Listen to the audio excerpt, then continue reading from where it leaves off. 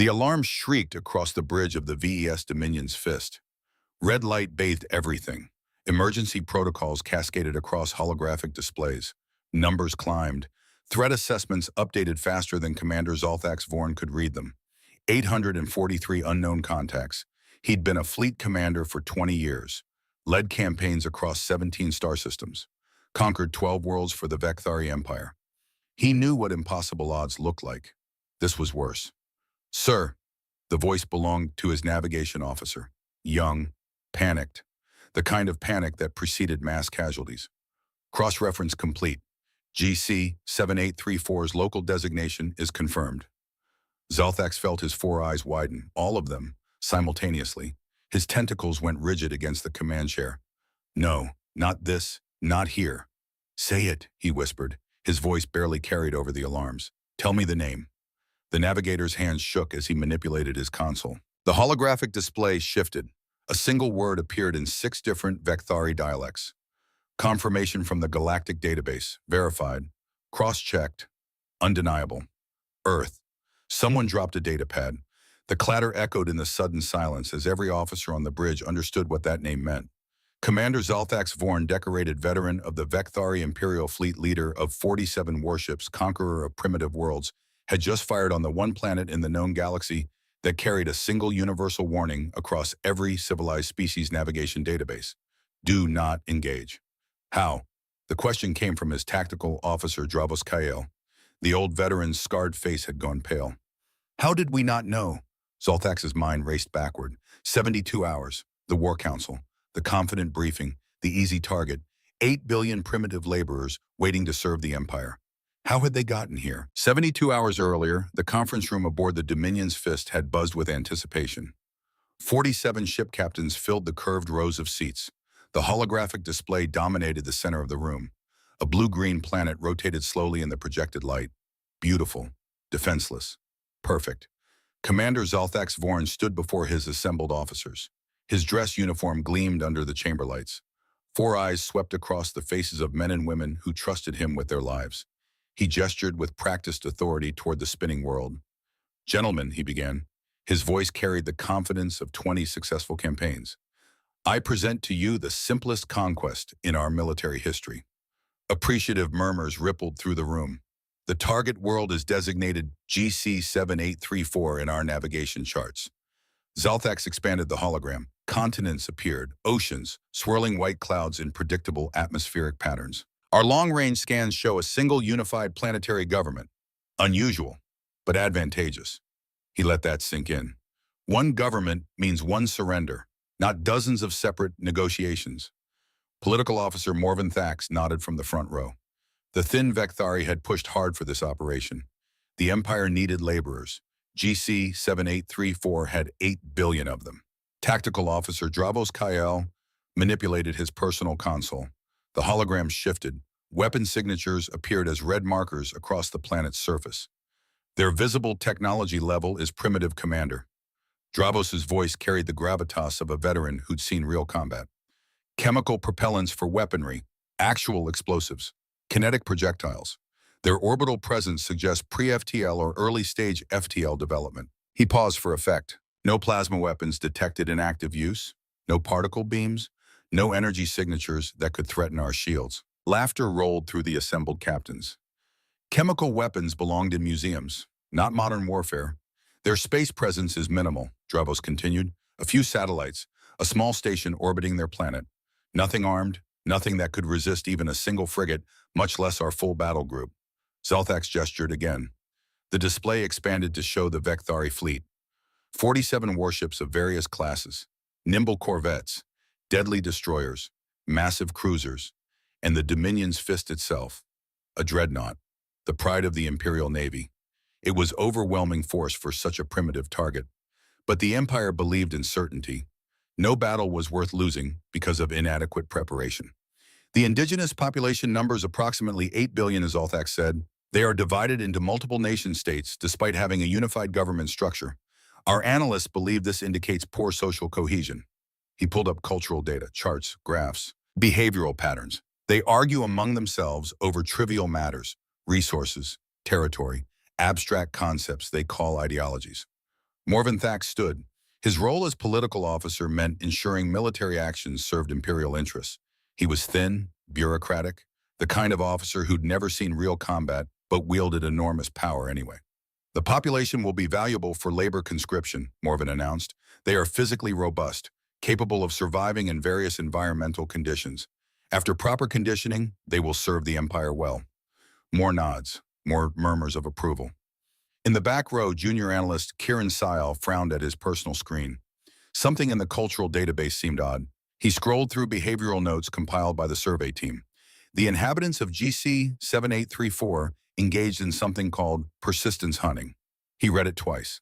They literally chased their prey until it collapsed from exhaustion. What kind of predator did that? Most hunters use speed, strength, venom, natural advantages. Chasing something for hours seemed inefficient, wasteful, strange. Another note caught his attention. The species demonstrated spite as a motivational factor. They would sometimes act against their own immediate interests to prove a point or punish perceived wrongdoing. Kieran made a mental note to ask about it later. Probably translation errors. The survey team had only observed from the outer system, never approached close enough for detailed cultural analysis. Easy to misinterpret data from a distance. He dismissed it, returned his attention to the briefing. Our strategy is simple, Zolthax explained.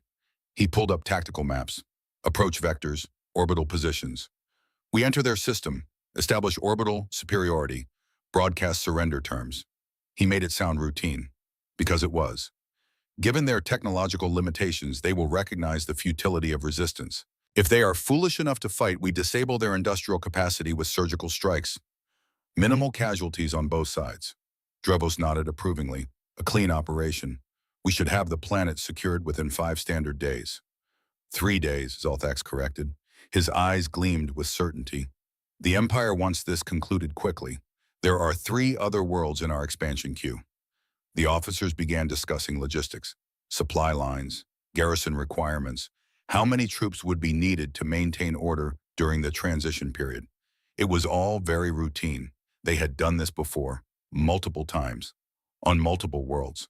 The Vecthari Empire was not the largest in the galaxy, not the most powerful, but it was efficient, methodical, successful in its expansion. In the back row, Kieran continued reviewing cultural data. The survey notes described the inhabitants of GC 7834 as remarkably adaptable, unusually persistent. There was that word again, persistent. It kept appearing in the behavioral analysis, over and over. Like the survey team wanted to emphasize something important but didn't quite know how. The target planet was classified as a high-gravity world, 1.2 times standard, dangerous weather patterns. The species had survived multiple extinction-level events in their planetary history.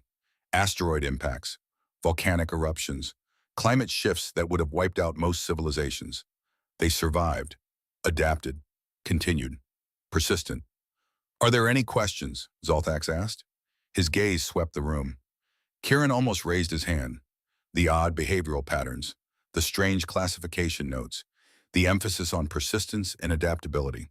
But he was the most junior officer present, barely 3 cycles into his military service. Questioning the commander's briefing in front of 47 captains would be presumptuous, embarrassing. The survey team had spent months analyzing GC 7834. They knew what they were doing. His concerns about translation errors and behavioral oddities were probably nothing. He lowered his hand, remained silent, a decision that would haunt him. Excellent, Zolthax said. We depart in 6 hours. All ships will jump together and arrive in formation. I want an impressive display. He smiled, 4 eyes gleaming with confidence. Sometimes the sight of overwhelming force is enough to secure immediate surrender. The officers filed out, already discussing which ships would get the honor of first orbital positions, already imagining their share of the glory, the promotions, the recognition from the Empire. Kieran gathered his data pad and followed, his unease growing despite the confident mood around him. Something felt wrong. He couldn't articulate what, couldn't point to specific data that contradicted the mission parameters. Just a feeling, a sense that the behavioral notes meant something the analysts had missed. But feelings didn't override orders. Intuition didn't cancel fleet deployments. 6 hours later, the Vecthari battle group activated their jump drives. Space folded around them in a shimmer of exotic particles. Reality bent, compressed. The laws of physics yielded to technologies that had taken the Vecthari millennia to master. The journey to GC 7834 would take 3 days at faster-than-light speeds, 3 days of final preparations, weapons checks, rehearsing the surrender broadcast, reviewing target lists for surgical strikes if the natives proved foolish enough to resist. Commander Zolthax Vorn spent the time in his quarters, reviewing psychological profiles of GC 7834's inhabitants. The survey team had identified key pressure points. The species valued their offspring highly. More than most civilizations, they formed strong emotional attachments, bonded pairs, family units, tribal structures that persisted even in their modern nation-states. They responded to shows of force, too, but also respected strength tempered with mercy. Threaten their young, and they would fight desperately. Demonstrate overwhelming power, then offer generous terms, and they would likely capitulate. It was a standard formula, one that had worked on a dozen other primitive worlds. Zolthax touched the photo on his desk, his own offspring. 3 of them, still young, waiting for their father to return with glory and honor, with stories of conquest and the expansion of imperial territory. He would give them those stories. 3 days from now, GC 7834 would be theirs. On the 3rd day, the fleet emerged from jump space at the edge of the GC 7834 system. The target planet hung in the distance, a blue-green jewel against the black, exactly as the survey data had shown. Continents, oceans, swirling white clouds. Beautiful, defenseless, about to become property of the Vecthari Empire. The fleet formed up in attack formation, engines burning steadily toward their destination. A precisely choreographed approach. 47 warships moving in perfect coordination. Zolthax took his position on the bridge, surrounded by his senior staff. Dravos at tactical, Morvan observing for the political office, Kieran at the analysis station. Status report, Zolthax commanded. All ships in position, Commander. The operations officer's tentacles danced across his console. No defensive response detected.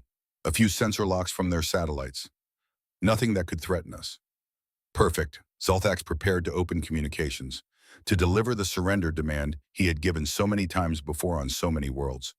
The words came easily after 20 years of conquest. State your superiority. Outline the terms. Give them a short deadline to consider.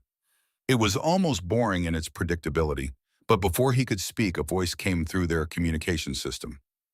Calm, professional, unnervingly precise, speaking in perfect Vecthari. Attention unidentified vessels. This is Earth Defense Command, Colorado Springs Sector. You have entered protected space without authorization. The bridge crew exchanged glances. Translator programs could manage language conversion. That wasn't alarming. The voice continued. You have 5 minutes to reverse course and exit this system. Failure to comply will be considered an act of war. Earth Defense Command. What kind of grandiose title was that for such a primitive world? But laughter erupted across the bridge. Nervous at first, then genuine. The absurdity of it. A pre-FTL civilization issuing warnings to an Imperial battle group. Then someone screamed. The junior technician at the navigation station. His face had gone pale, all 4 eyes wide with horror, his tentacles trembling. Sir, his voice cracked. The planet designation. I just cross-referenced the local identifier with the galactic database. He looked up at Zolthax, terror in his expression. GC 7834 is just our catalog number. The natives call their world. Zolthax felt his blood turn cold. Every instinct screaming, every survival reflex activating simultaneously. He whispered the word before the technician could finish. Earth. The laughter died instantly. Every officer on the bridge froze. Junior analyst Kieran Sile pulled up his database with shaking hands, accessing the secure military channels he had reviewed 3 days ago. The ones he'd been too junior, too uncertain, too afraid to mention. He found the file immediately, flagged with the highest warning level, updated by 6 different civilizations, verified and cross-checked across the galactic community. The title read simply, Earth, Do Not Engage. Kieran's hands trembled as he threw the file onto the main display. Every officer on the bridge read it. Every officer on the bridge understood what they had just done. Commander Zolthax Vorn, decorated veteran conqueror of 12 worlds, leader of 47 warships, had just led his entire fleet into the greatest tactical mistake of his life. They had come to conquer Earth, and Earth had been expecting them. The file hung on the main display like a death sentence. 43 incident reports, 6 civilizations, all involving Earth, all marked with the same warning. Priority alert. Do not engage. Do not provoke. Do not underestimate. Zalthax stared at the screen. His four eyes tracked down the list. Galtrine Concordat. Zorlok Hierarchy. Menar Trade Alliance. Quintel Federation. Species with technology centuries beyond the Vecthari. Species with fleets that numbered in the thousands. All of them recommended the same thing. Diplomatic contact only. Pull up the Galtrine report. His voice sounded distant, like it belonged to someone else. First contact protocol, now. Kieran's hands flew across his console. The report appeared. Zalthax began reading it aloud, partly for his bridge crew, partly because speaking the words made them real, made them impossible to deny. First contact with Earth occurred during a border survey operation. Galtrine scouts encountered a small human exploration vessel in disputed territory. Following standard protocol, we seized the vessel and detained its crew for questioning. Reasonable, standard, nothing unusual. He continued. The human crew consisted of 5 individuals. They did not panic or beg for release. Instead, they observed our procedures with unusual focus. During transport to our security facility, they asked detailed questions about our ship systems, our culture, our government structure. Zalthax's voice faltered. He forced himself to continue. We assumed they were simply curious primitives facing their first contact with superior civilization. Political officer Morven Thax leaned forward. What happened? Kieran answered, his voice barely above a whisper. They escaped within 2 days, sir. Silence. Explain, Dravos demanded. Zalthax read on. Despite being held in a maximum security facility, despite having no tools or weapons, the humans systematically bypassed our containment systems. They disabled guards using improvised weapons created from eating utensils. They hacked our computer networks using a portable communication device one of them had concealed. He looked up, met the eyes of his senior staff. They stole a transport shuttle and fled the facility. Morven made a dismissive sound. Escape attempts happen. We've dealt with... They evaded 12 Galtrine military vessels for 4 days. Zalthax interrupted. The pursuit commander reported that the humans seemed to learn their tactics in real time, adapting their evasion patterns after each encounter. The bridge had gone silent, the kind of silence that preceded catastrophe. 3 weeks later, Zalthax continued reading. A human diplomatic vessel arrived at the Galtrine border. They requested peaceful negotiations. The Galtrine High Command agreed, believing they could dictate terms. He gripped the command chair. During negotiations, the human chief diplomat made a presentation. She displayed real-time surveillance imagery of 17 secret Galtrine military installations, locations classified at the highest security levels, bases hidden in remote systems, weapons research facilities that officially did not exist. Dravos made a choking sound. They hacked the Galtrine Concordat. The humans had found them all, Zalthax said. The report concludes with a recommendation. He read the final paragraph, his voice hollow. The species known as humans are to be approached with extreme caution. They possess technological capability beyond their apparent development level. More critically, they demonstrate adaptability, creativity, and determination that exceeds any species in our database. They are not to be threatened, provoked, or underestimated. Diplomatic contact only. He looked at Kieran. The young analyst had gone pale, his gaze fixed on his console. You knew, Zalthax said. Not a question, an accusation. You found this file. Kieran nodded, unable to speak. When? 3 days ago, sir, during the War Council briefing. Kieran's voice cracked. I saw the behavioral notes, the persistence hunting, the spite motivation. I looked deeper, found the classified files. And you said nothing. I almost did, sir. I raised my hand. But Kieran's tentacles trembled. I was too junior, too uncertain. I thought the survey team would have known, would have cross-referenced. I thought I was wrong. Zalthax wanted to rage, to scream, to throw the young analyst off his bridge. But what would be the point? They were already dead. Pull up the planetary classification, he said instead. Kieran found the file, threw it to the main display. Category 4 Death World. Zalthax had seen Death World classifications before. Extreme environments, toxic atmospheres, crushing gravity, planets where evolution created monsters. He read the details. Gravity 1.2 times standard, uncomfortable for most species, exhausting over extended periods. The kind of gravity that built strong bones, dense muscle, cardiovascular systems optimized for stress. Atmospheric pressure at sea level would cause respiratory difficulty for Vecthari. oxygen content of 21%, toxic to several species over time, corrosive to certain biological systems. Surface composition 71% covered in dihydrogen monoxide. Water. They lived on a water world. Temperature ranges negative 40 degrees to positive 50 degrees Celsius in habitable zones. Variations that would kill most civilized species. Weather patterns that included violent electrical storms, rotating wind columns capable of destroying structures, frozen water precipitation that could bury settlements. Native biology evolved to survive these conditions. The report continued.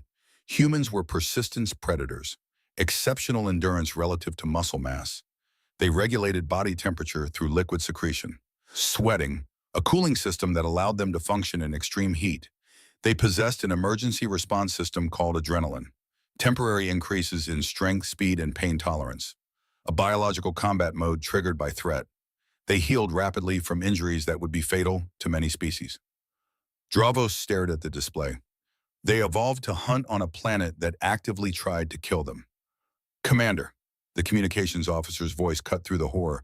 Incoming transmission, audio only, same source as before. The voice came through again. That same calm professional tone. Speaking perfect, Vecthari. This is Admiral Kalen Vex Earth Defense Command. You now have 4 minutes to comply with our previous instruction. Reverse course and exit this system.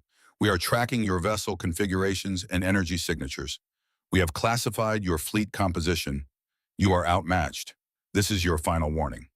Morven stood abruptly. Outmatched by primitives. This is propaganda, psychological warfare. Commander, I am invoking my political authority. The Empire's honor demands we make a show of force. Absolutely not, Dravos said. Sir, immediate withdrawal. These reports are clearly exaggerated, Morven interrupted. 6 civilizations defer to a pre-FTL species. There must be a conspiracy, a trade agreement, something we're not seeing. Political Officer Morven, Zolthak said carefully, I recommend we take this intelligence seriously. And I recommend you remember who authorized this operation. Morven's thin face twisted with bureaucratic fury. The Empire has committed 47 warships, invested significant resources. To retreat without even testing their defenses would be humiliating. It would be smart, Kieran muttered. Morven glared at him. You are a junior officer. Speak when addressed. He turned back to Zolthax. Commander, you will order a limited strike on their satellite network. A warning shot. Demonstrate our superiority. Then we negotiate from a position of strength. Every instinct Zolthax possessed screamed no. Every survival reflex demanded immediate withdrawal. Every tactical calculation showed catastrophic risk. But political officers had authority to override tactical decisions. It was the Empire's way. Military power serving political goals. He had lived his entire career under this structure. To refuse now would mean court-martial. Disgrace. His offspring would carry the shame. He closed his 4 eyes, thought about his family, his career. The 47 ships under his command. Thousands of Vecthari lives depending on his decisions. Then he thought about the reports. The warnings. The phrase that appeared in 6 different languages across the database. Do not engage. He opened his eyes. Tactical, he said, quietly. Target the nearest satellite cluster. Fire a single warning burst. Minimal power, just enough to demonstrate capability. Dravos hesitated. Sir, please reconsider. That's an order. The weapons officer entered the command. Energy built in the dreadnought's forward batteries. Capacitors charged. Targeting systems locked on. A brilliant blue beam lanced across space toward a cluster of human satellites. For a moment, nothing happened. Then the satellites moved. Not slowly, not with the ponderous rotation of objects in fixed orbit. They dodged. Primitive satellites that should have been little more than metal boxes in predictable trajectories suddenly maneuvered with impossible precision. Reaction thrusters fired. Orbital parameters adjusted in microseconds. The energy beam passed harmlessly through empty space. What? Zolthax began. Return fire came immediately. Not from the satellites. From weapons platforms that had been invisible to Vecthari sensors. Hidden, camouflaged, waiting, precise, devastating strikes hit 3 ships in the fleet simultaneously. The cruiser wing of Dawn shields flared and failed. Hull breach, atmosphere venting, alarm shrieking across the command channel. The frigate's Silent Blade took a direct hit to its engine assembly, power fluctuating, propulsion offline. The destroyer Far Horizon weapon systems exploded, life support failing in 2 compartments. Casualties mounting. All in 8 seconds. All ships evasive maneuvers, Zoltax shouted. Fall back to defensive formation beta. The fleet scattered, 47 warships breaking from their aggressive approach pattern, forming a protective sphere. A textbook defensive response drilled countless times. But Zoltax knew it wouldn't be enough. The humans had already proven they could strike with precision and power beyond what their technology level should allow. Where did those weapons platforms come from? Dravos demanded. His console showed tactical overlays, energy signatures, threat assessments. Our sensors showed nothing but primitive satellites. They were concealed somehow, the sensor officer reported. Now that they've fired, I can detect them. His voice shook. Sir, the readings make no sense. These platforms are using technology that shouldn't exist on a pre-FTL world. Kieran pulled up another file. There's a note here from the Minar Trade Alliance. 5 cycles ago, they encountered human vessels. The report says humans reverse engineer captured technology with remarkable speed. They don't simply copy designs. They improve them, make them more efficient. That's impossible, Morven said. But his voice lacked conviction. Technology progression follows established patterns. You cannot skip development stages. Humans apparently can, Kieran replied. New contacts appeared on the tactical display. Ships emerging from behind Earth's moon, 16 capital vessels, 32 smaller craft, more launching from orbital facilities with each passing second. The sensor officer studied the signatures. Made a confused sound. Sir, I'm detecting human vessels, but the designs are wrong. They should not be space-worthy. Zoltax zoomed the display. The human ships looked like they had been assembled in a scrapyard. Mismatched components, asymmetrical designs.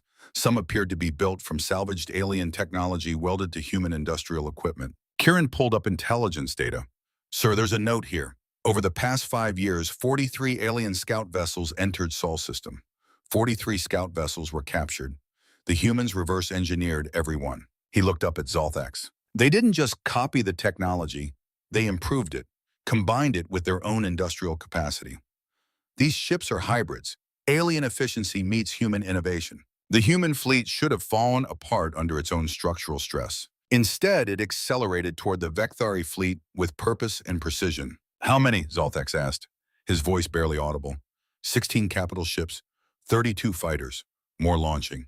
Sir, we still outnumber them. Morven seized on that. Commander, this is your moment. Prove the superiority of Vecthari military doctrine. Quiet. Zoltax didn't even look at him. Tactical, what are those human ships carrying? Dravos studied his screens. Difficult to determine. Energy signatures are inconsistent. Some appear to be using plasma weapons. Others have kinetic accelerators. Several show power readings that fluctuate wildly. It's like they built each ship differently. Because they probably did, Kieran said quietly. Humans apparently value the adaptability over standardization.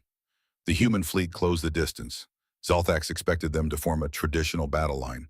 Textbook engagement formation. Something predictable. They scattered instead. No organization. No clear formation. Complete chaos. They don't know how to fight in space, Morven said hopefully. This is their first real engagement. We can use their inexperience. He was wrong. Zoltax realized it the moment the first human ship attacked. It didn't target the Vecthari weapons or engines. Standard tactics would focus on capability reduction, disable the enemy's ability to fight or flee. The human ship aimed for the Dominion's fist communications array, a precise missile strike. The array exploded, cut Zoltax off from half his fleet. They're targeting command and control, Dravos said, isolating our ships from each other. Other human vessels followed the same pattern. Strike the communications. Disable the sensors. Break the fleet's cohesion. It wasn't the tactic of inexperienced fighters. It was the strategy of someone who understood exactly how to dismantle a superior force. All ships' local command protocols, Zoltax ordered through backup systems. Captains have discretion to engage independently. But giving his ships independence played into the human strategy. Without coordinated fire, the Vecthari vessels became isolated targets. The human ships moved between them. Separating prey from the herd, a human corvette engaged the Vecthari cruiser, Eternal Flame. The cruiser had superior shields and weapons. It should have destroyed the smaller human ship easily, but the human captain did something no Vecthari officer would consider. The corvette launched all its missiles at once. not at the cruiser, at the space between them. The missiles detonated, created a massive debris field. Metal fragments, ionized particles, sensor scattering chaos. The cruiser's targeting systems went blind, stumbling in the sudden fog of war. In the confusion, the human corvettes circled around, hit the eternal flame engines from behind, not to destroy them, to disable them. The cruiser drifted, unable to maneuver, unable to retreat, helpless. "They're learning our tactics," Dravo said, horror creeping into his voice. "Watch, every attack pattern we use, they counter within minutes." Zolthak saw it too. A Vekthari destroyer tried a flanking maneuver. Standard doctrine, tested in 100 engagements. The first attempt nearly worked. The second time, the humans anticipated it, had ships waiting. By the third attempt, it was completely ineffective. "How are they adapting so fast?" Morven demanded. Kieran found another file. "Humans have something called pattern recognition, sir. Their brains are optimized for identifying the trends and predicting behavior. In their natural environment, they use this to track prey over long distances." His voice dropped to a whisper. "Now they're using it against us." A new alarm blared. One of the human destroyers had broken through the defensive perimeter, on a collision course with the Dominion's fist, heading straight for the bridge. "Destroy it," Zolthax ordered. The Dreadnought's point defense systems opened fire. Brilliant streams of energy, precise targeting, overwhelming firepower. The human destroyer's shields failed almost immediately. The hull took damage. Atmosphere vented into space. Any rational captain would have turned away. The human captain did not turn away. The destroyer kept coming. Zolthax watched small craft launching from the doomed ship. Escape pods.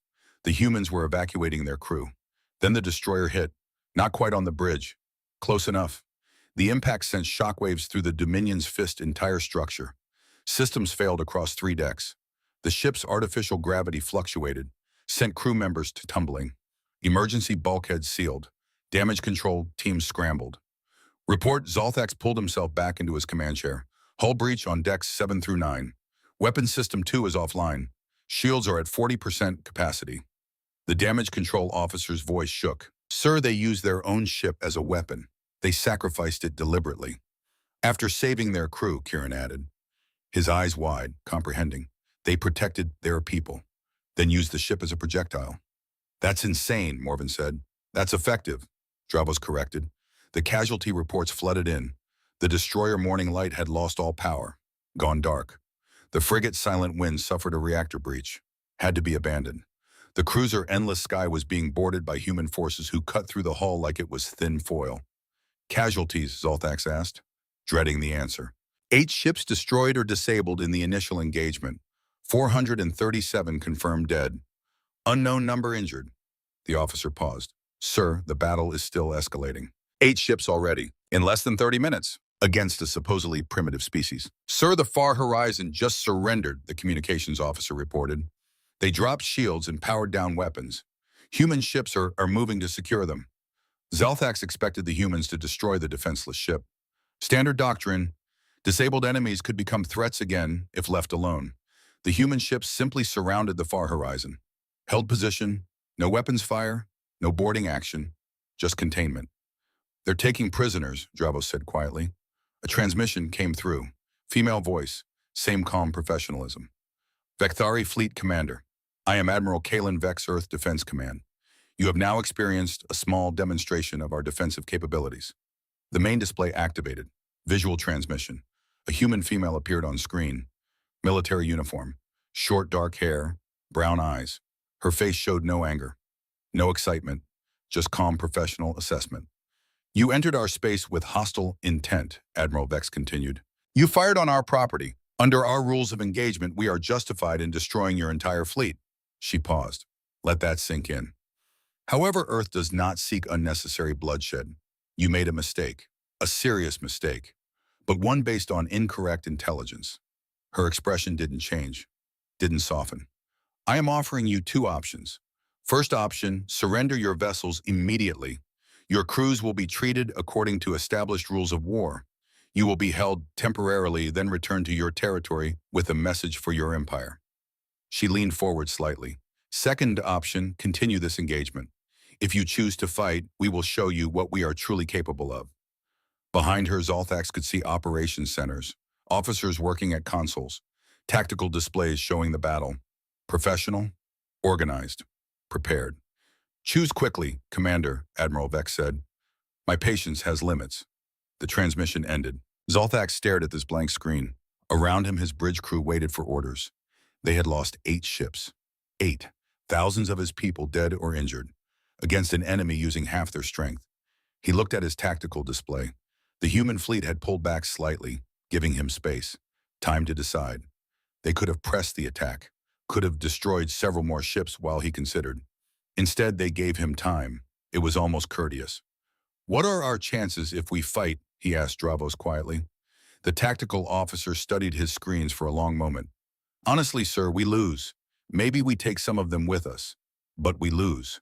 They're not fighting like any opponent I've trained against. They're unpredictable, creative. He paused. And they're clearly not showing us everything they have. What do you mean? Dravos pointed to the tactical display.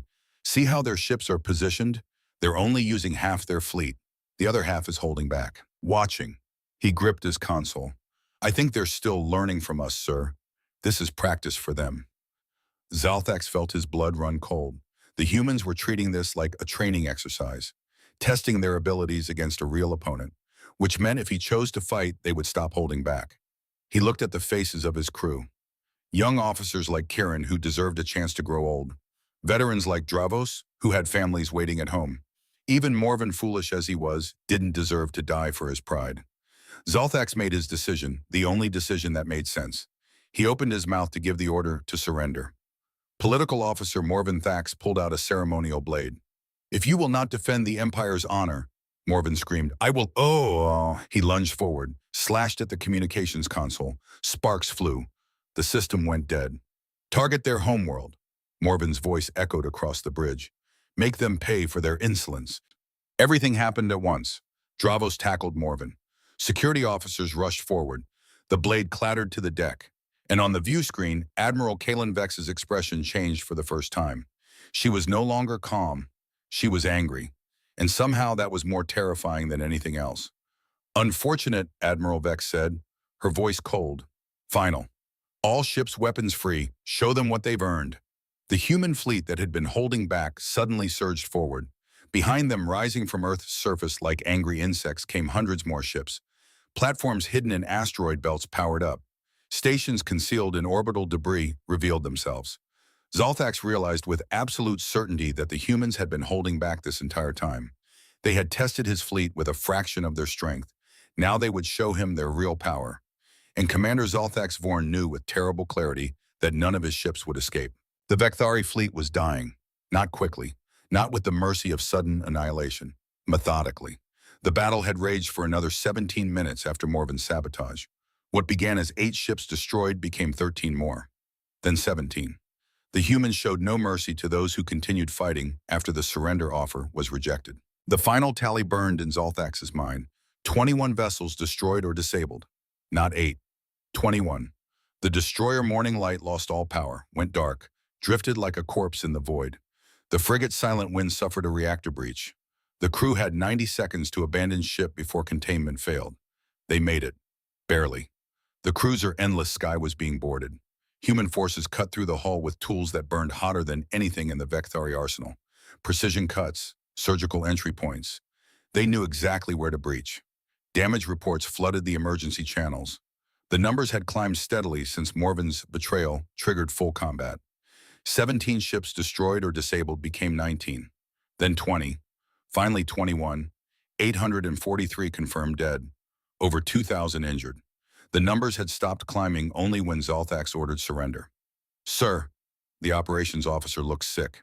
The Far Horizon just surrendered, dropped shields, powered down weapons. Human ships are surrounding them. Zalthax expected destruction.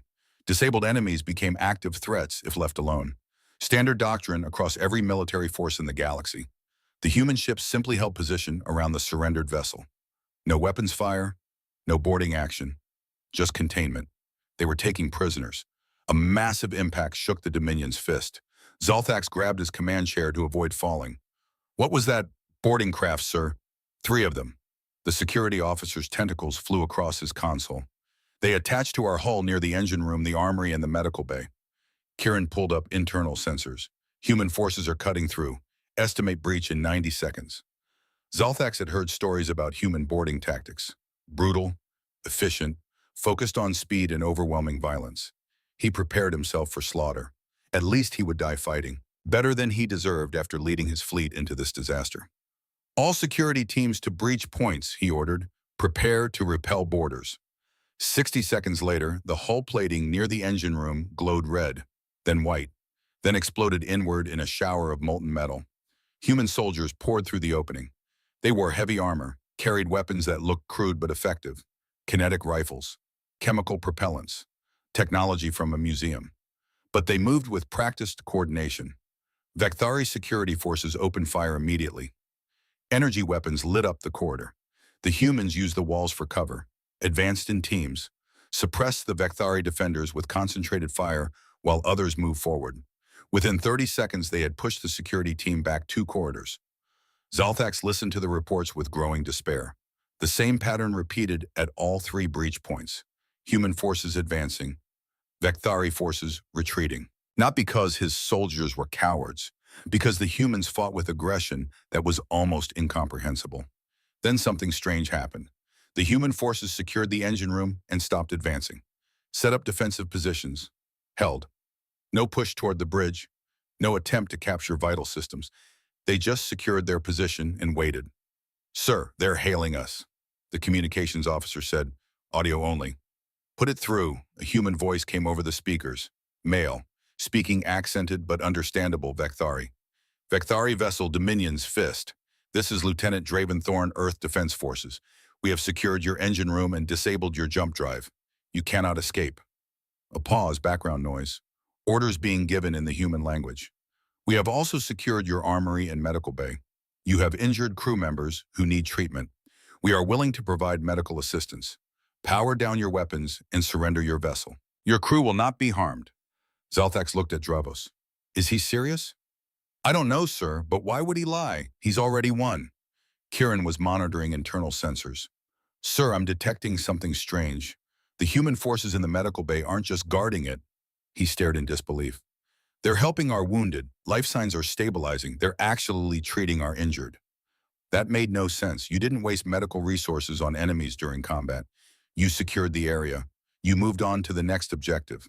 Yet the sensor data didn't lie. Human medics were providing aid to injured Vecthari. Another transmission. Admiral Vex's voice. "Commander Zalthax Vorn, I know you can hear me. Your political officer's actions were unfortunate, but I understand you were attempting to surrender before he interfered. I am willing to accept that you are not personally responsible for continuing this engagement." Her voice remained calm, professional, but there was steel underneath.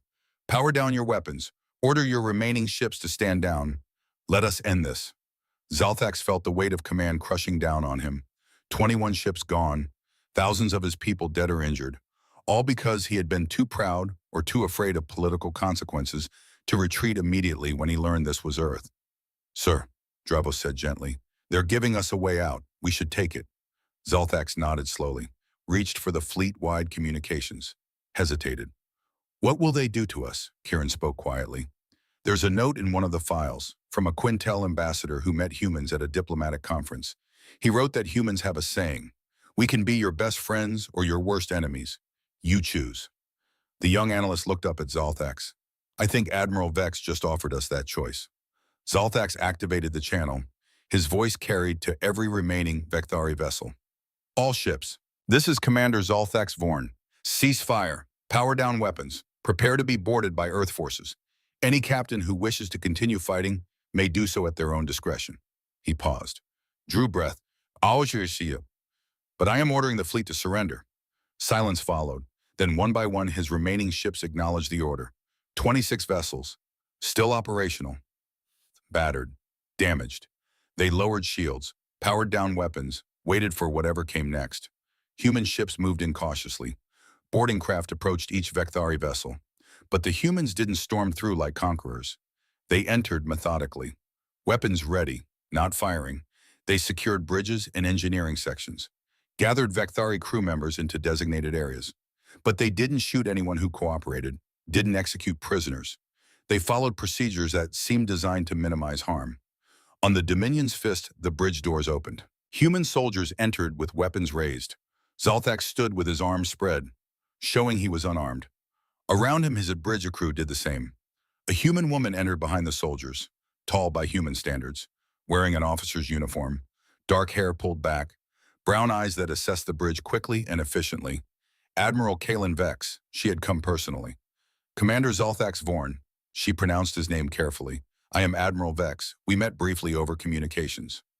I remember. Zalthax's voice sounded hollow. You promised to show us what you were truly capable of. I did, and now you understand. She looked around the bridge. Is anyone injured here? No, we surrendered before your forces reached the command level. Good. Vex gestured to one of her soldiers. A medic brought forward a scanning device. We'll need to check anyway. Some injuries aren't visible. Zalthax watched in confusion as human medics scanned each member of his bridge crew. They identified 2 officers with internal injuries from earlier impacts.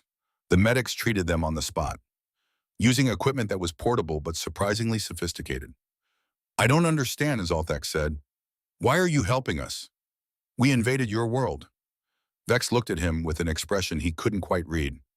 Please, Commander, you made a terrible mistake today. You attacked Earth based on incomplete intelligence. You assumed we were weak because we appeared primitive. She gestured to the view screen. Earth hung peacefully in the distance. But the mistake itself isn't unusual. Many species have made similar assumptions about others throughout history. What matters now is what happens next. She walked to the view screen, looked out at the stars. My world has a long, bloody history, Commander. We fought among ourselves for thousands of years, killed each other over resources, territory, ideas, religion. We were very good at violence. The best, perhaps. Vex turned back to face him. But eventually we learned something important. What did you learn? Kieran asked quietly. That cycles of revenge accomplish nothing. If we kill all of you today, what does that solve? Your empire sends a bigger fleet to avenge you. We destroy that fleet.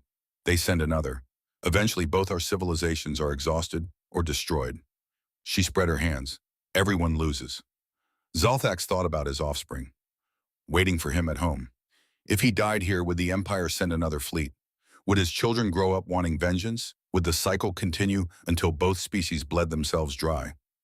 We learned that the way to end conflicts is not through total destruction of your enemies. Vex continued, it's through demonstrating strength, yes, but also offering dignity and a path forward. She met Zalthax's eyes. You attacked us. We stopped you. Now we want you to go home. Tell your people what happened. Make sure it never happens again. Dravo spoke up. You're just going to let us go eventually. First, there are procedures. We need to document everything that happened here. Treat your wounded. Repair your ships enough that they can travel safely. Establish communication protocols with your empire. Vex nodded. All of that takes time. But yes, Commander, you will go home. Your crews will go home. You will carry a message to your empire about what happened here. Her expression hardened slightly. And hopefully you will ensure that no one else makes the same mistake. Zalthax felt something he hadn't expected. Shame. These humans had every right to execute him for his invasion. Instead, they were treating him with respect. Professional, clinical respect, but respect nonetheless. Why, he asked. Vex smiled slightly. Because we understand something about power, Commander. True power isn't just the ability to destroy your enemies. True power is having the ability to destroy them and choosing not to. She gestured to her soldiers. They lowered their weapons. You are now prisoners of war under Earth's protocols. That means you have rights: food, water, medical care, humane treatment. We will respect your dignity as sentient beings even though you came here to conquer us. Her voice carried absolute conviction. Do you understand? Zalthax nodded slowly. I understand. And Admiral Vex, I am sorry, not just for the invasion, but for not listening to the warnings. We knew about Earth. We just didn't believe the reports. Now you do, Vex said simply. Now you will make others believe too. That is the message I want you to carry home. Over the next 3 weeks, Zalthax watched the humans work. They treated Vectari wounded with the same care they gave their own injured, transferred the most critical cases to human medical facilities on their moon, used technology that accelerated healing, saved lives that would have been lost. They repaired Vectari ships, not perfectly, but enough to make them jump capable, enough to get home. They provided food compatible with Vectari biology, had clearly researched their nutritional requirements, prepared meals that met cultural preferences.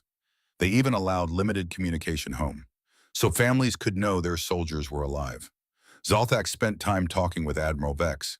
She explained human history, their wars, their mistakes, their slow progress toward peace among themselves. She showed him records of human conflicts, didn't hide their violent past, but explained how they grew beyond it. On the fifth day, she showed him something else. Classified schematics appeared on the display.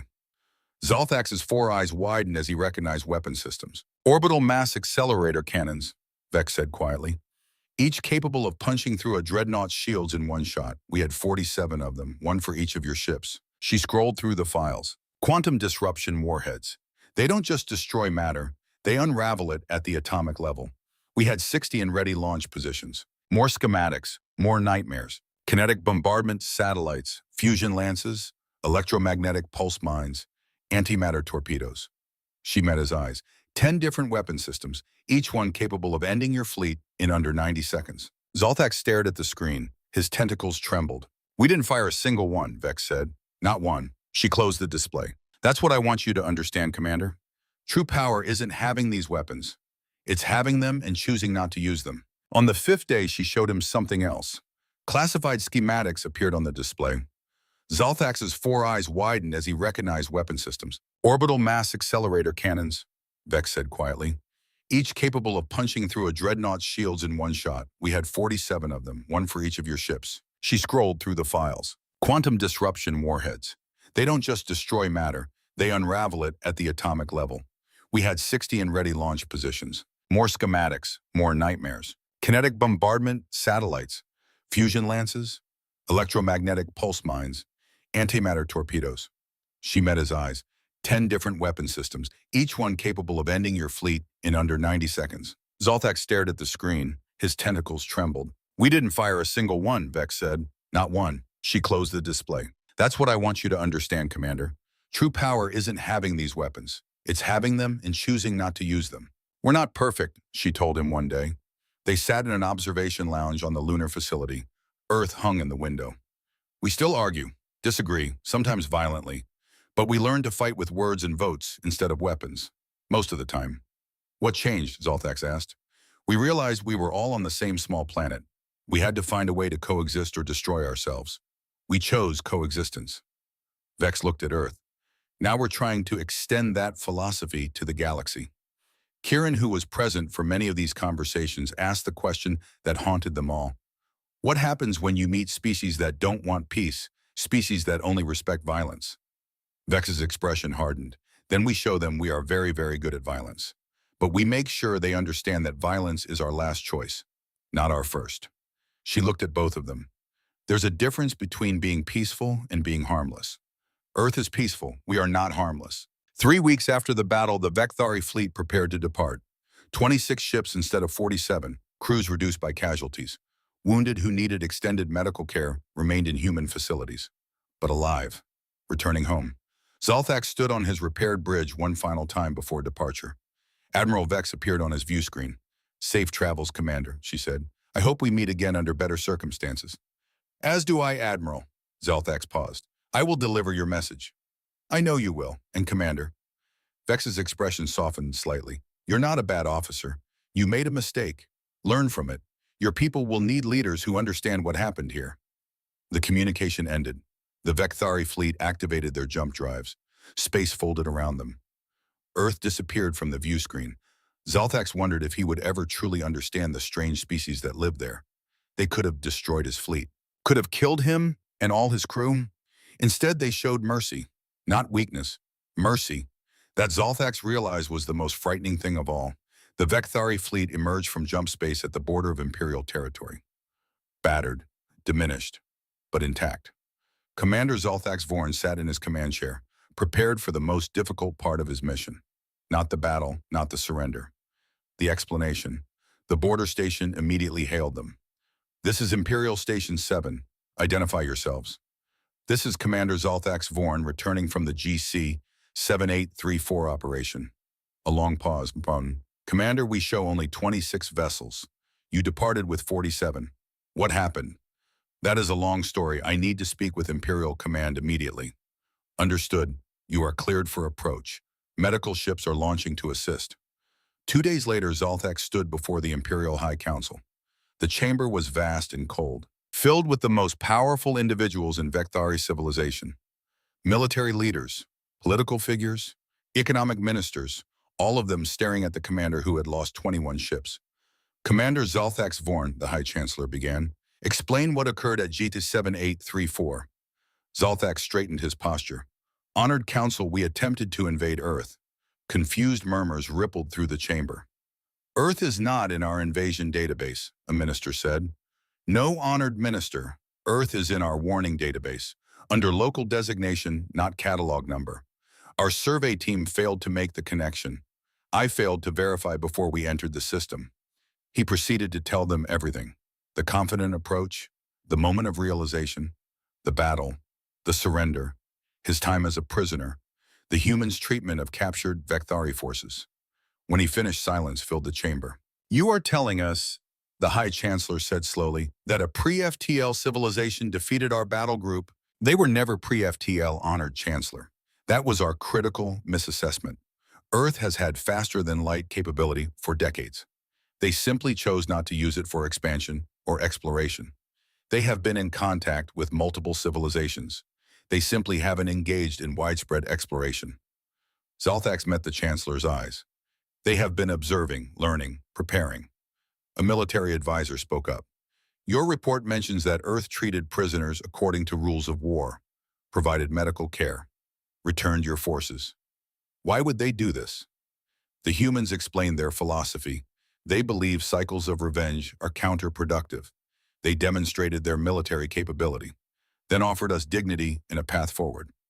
Zalthax pulled up the battle footage, showed them the weapons platforms, the hidden fleet, the systematic dismantling of Vectari forces. They want the galaxy to know they can defend themselves, but they prefer peace to conquest. That sounds like weakness, a political minister said. It is not weakness, honored minister. Kieran stepped forward. Forgive my interruption, but I was there. The humans were holding back during most of the battle, testing us.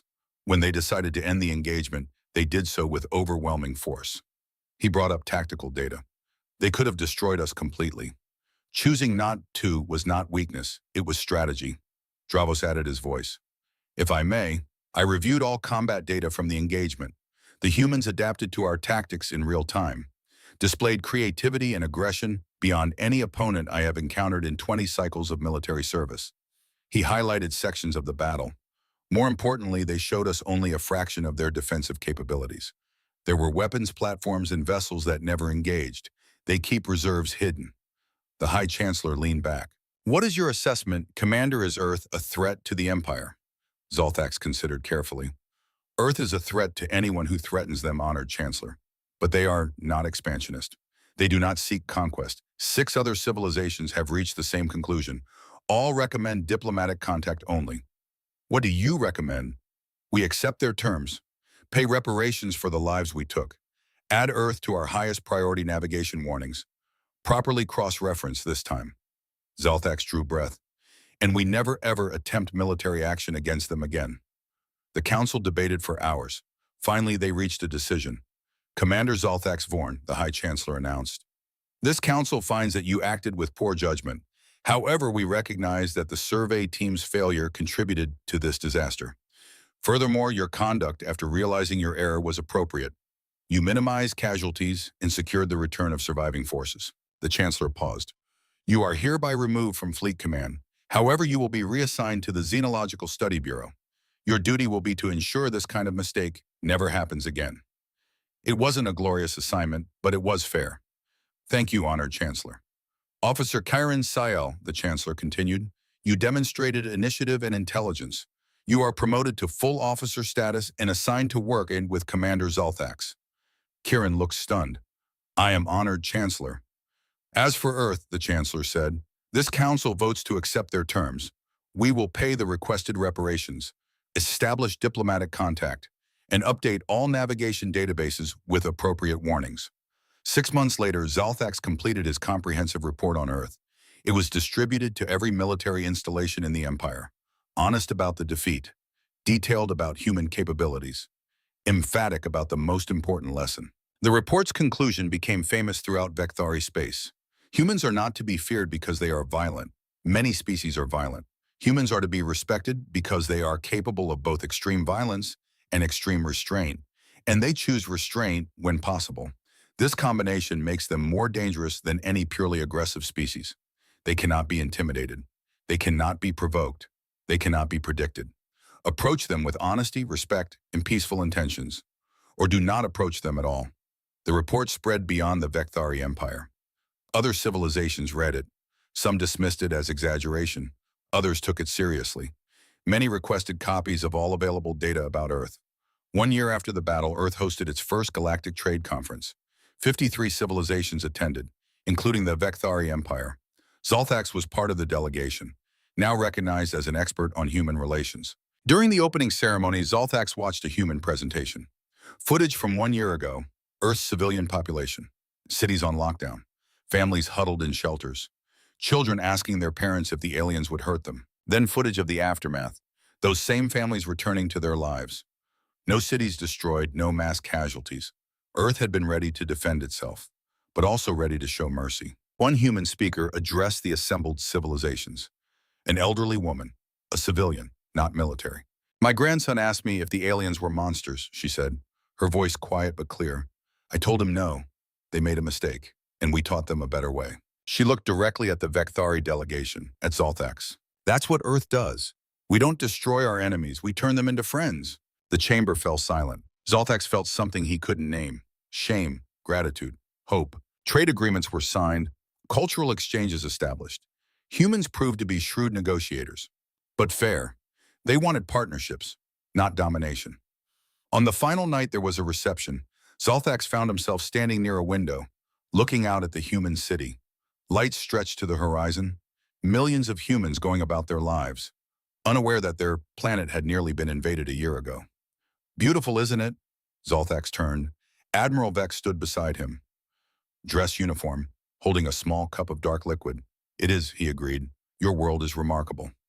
Thank you for coming, Commander, for representing your empire. I know it couldn't have been easy. It was necessary. My empire needed to see that you meant what you said, that you truly wanted peace. Vex raised her cup. To difficult choices. Zolthax raised his glass of water. To learning from mistakes. They stood together in comfortable silence. Two warriors who understood each other. Around them, diplomats from dozens of worlds mingled, talked, built bridges. The galaxy was learning about Earth. Some species remained wary, some curious, but all of them had updated their databases. Next to Earth's coordinates in every navigation system in civilized space, there was now a warning. In Vecthari databases it read, Earth, human homeworld, diplomatic contact welcome, military actions strictly prohibited, serious consequences for violations. We mean it. We really, really mean it.